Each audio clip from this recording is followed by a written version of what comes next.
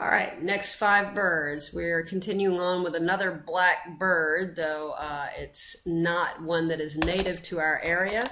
It's the European starling. It too is iridescent. It will shimmer, and you can see the hints of purples and greens and whatnot. But overall, it gives you an impression of being a black bird.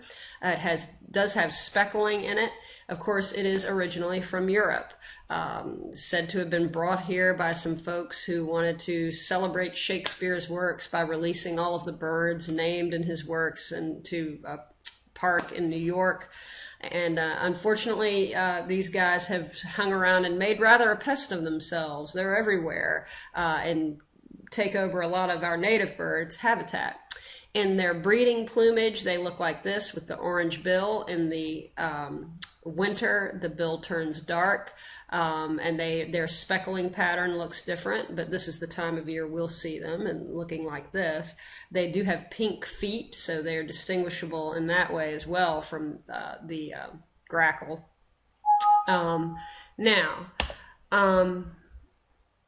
The sound they make, I need you to think of chattering monkeys. It's they're very, very social, and they make a whole lot of songs together. They hang out in big flocks, and chattering monkeys is what you need to think of. European starling.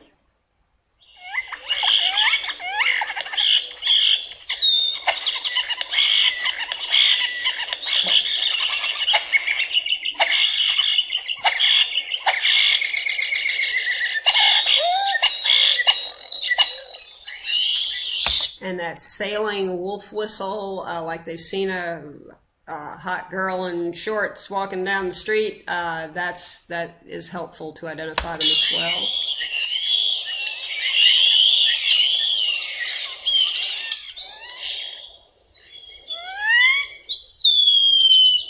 Okay, so that's the European starling. The American crow, if you get this wrong, I'm sorry, you cannot graduate. It is a crow. It says caw. It is entirely black bird. It is pretty big. A crow is not as big as, well, bigger than some hawks that are tiny, but big bird, and it says American crow.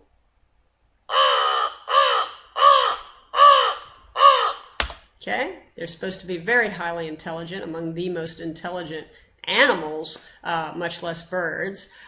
We are learning another crow as well. You do not have to distinguish this crow from the American crow physically in the pictures.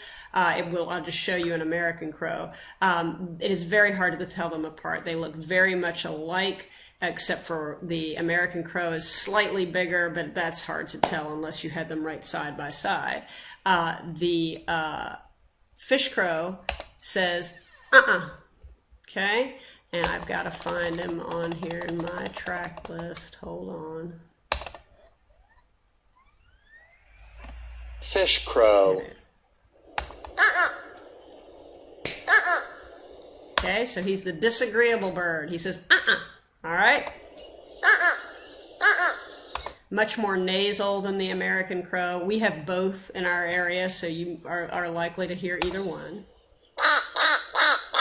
And even their caw sound is a little bit more nasally, as you can detect. Okay, but the sound is a dead giveaway. All right, next on your list is the eastern wood pewee. This is one of several several flycatchers that belong to the same family. The flycatchers fly around and catch flies as they are flying themselves. Most of them are little gray birds like this with a little buzz cut, a little bzz on the top of the head, a little tufty thing. You will almost never see one, but you will often hear one of these in the woods. He says his name. He says, Pee-wee. It's really hard to get this one wrong. Okay, so this is the eastern wood pewee. Let me see if I've got the track right. Wood thrush. Nope. Hold on. Let me go back one. Great blue heron. Nope. Great blue heron. Shut up. All right. Hold on.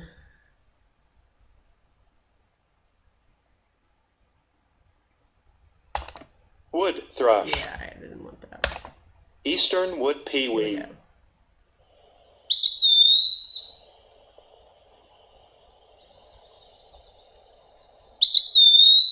Okay, you hear that pee-wee? That's what you're listening for. Okay, one more time.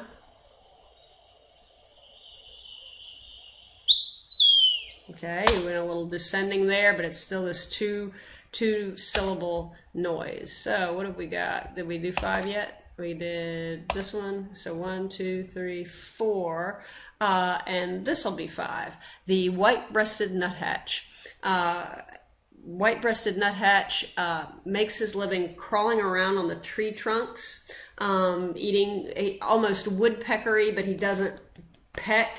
He's just walking around picking. As you can see, he's got a really long, excuse me, narrow beak, and he's using it to get insects out of the bark. He's got a slate gray, blue-gray back. He does have a black cap and a white cheek, but he also has a white throat and breast, so you could almost confuse him with a chickadee, but not really. The chickadee has much more black around the head than this guy does. I want you to think of a nervous laugh. He's got a nervous laugh. And let's see if Coleman can find this guy. White-breasted nuthatch. Okay, nervous laugh. White-breasted nuthatch.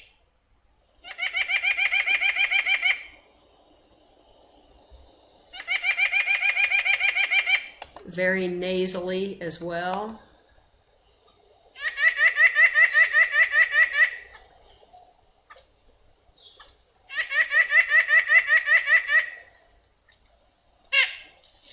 And he also has a little, kind of a little sound that he'll make when he's just kind of around on the tree, not really singing, just kind of making little call notes.